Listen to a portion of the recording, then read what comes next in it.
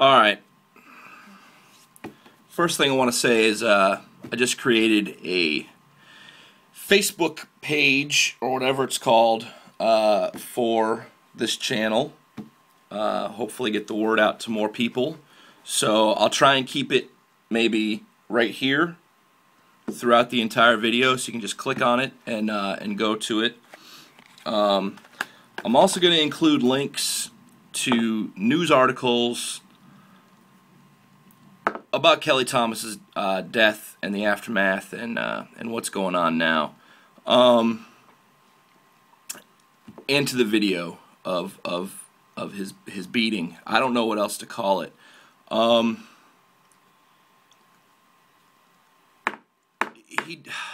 me just get to the facts. All right. July 10th is when his family took him off life support.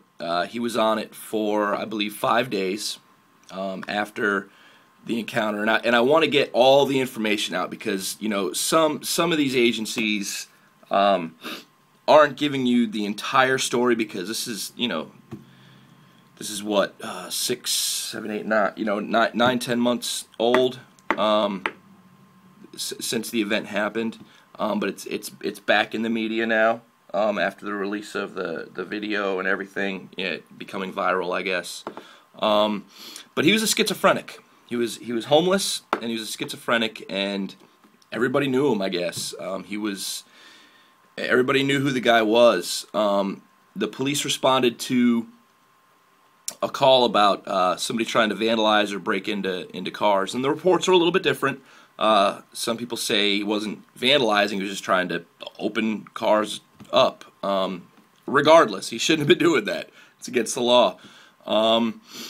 But if you watch the video, what I have a problem with in the video is literally the dude is sitting there, and I understand you may not know he's a schizophrenic, and completely understand that, and that's a whole other story. You know, his family that was there to take him off life support, where the fuck were they when this dude was a fucking homeless schizophrenic on the fucking street?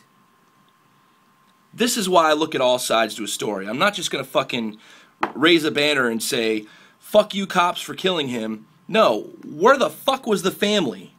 Why is this dude fucking homeless? You can be there to take him off fucking life support, but you couldn't be there to support him and give him a place to live and help him out with getting the fucking medical treatment and care that he fucking needed? Regardless. My issue here is if you watch the full video, and it's got audio, before they start beating him, I mean, he's sitting there, and he's giving the cop attitude. Sure. He's a fucking schizophrenic.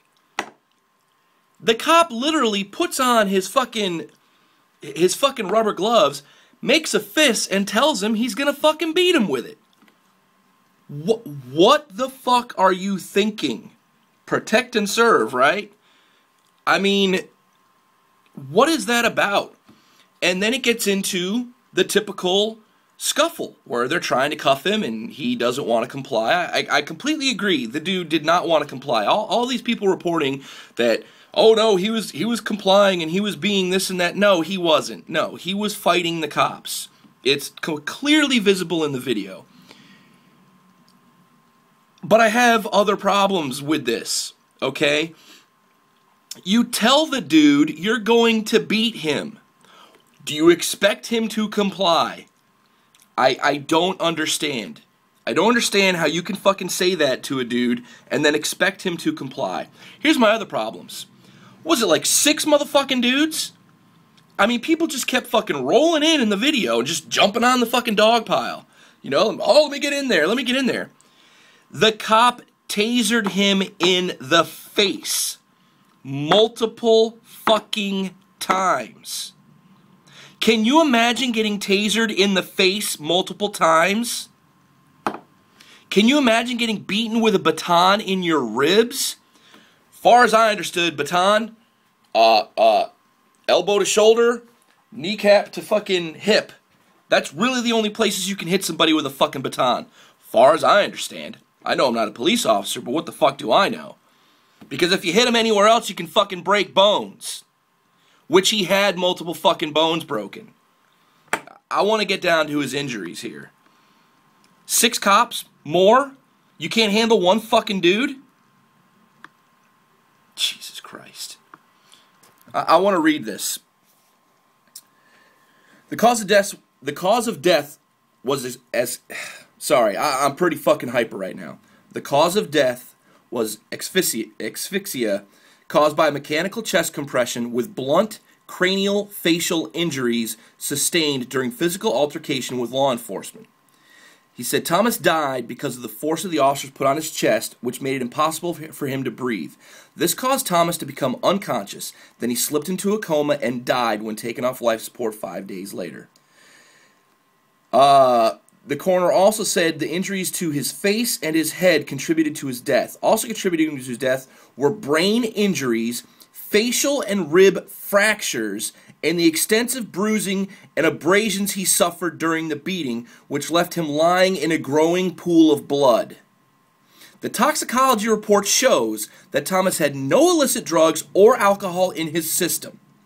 Thomas was severely bleeding and struggled and pleaded, "I can't breathe. Dad, help me." But the officers did not reduce their level of force during the nearly 10-minute assault. What the fuck is wrong with us as a society today? Seriously. He's a fucking homeless man. You're fucking cops with fucking batons and guns and tasers. He's one fucking dude. Give me a fucking break. Jesus Christ. The fuck is wrong?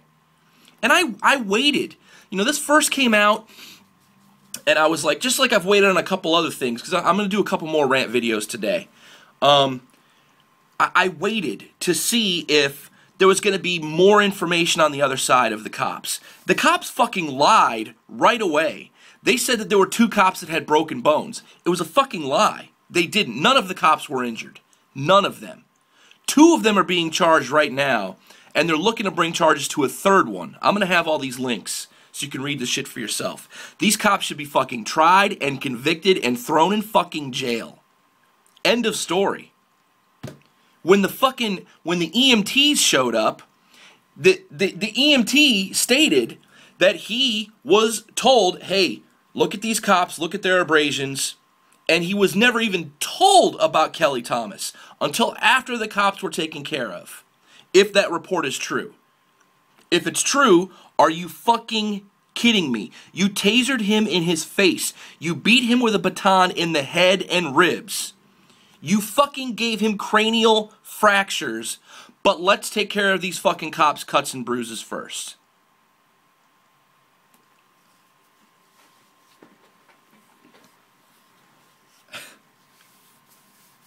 Really? I'm pissed at the dude's family for him living on the fucking street and being a schizophrenic.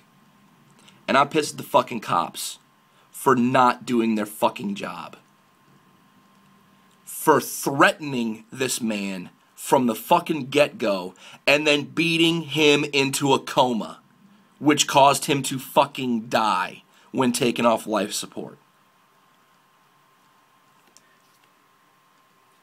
If you follow my channel, you remember my earlier vid about not being able to record police, right? In some cities and states? Fuck that. If I see a cop doing anything with anybody, I'm fucking recording it. Arrest me.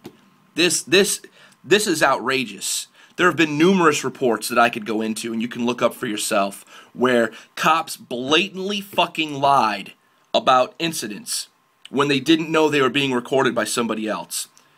And then either weeks, days, months later, the video comes out, and the cop is a fucking liar. I'd love to know how this fucking story would have went if there wasn't that fucking poll camera that caught all of the video and audio.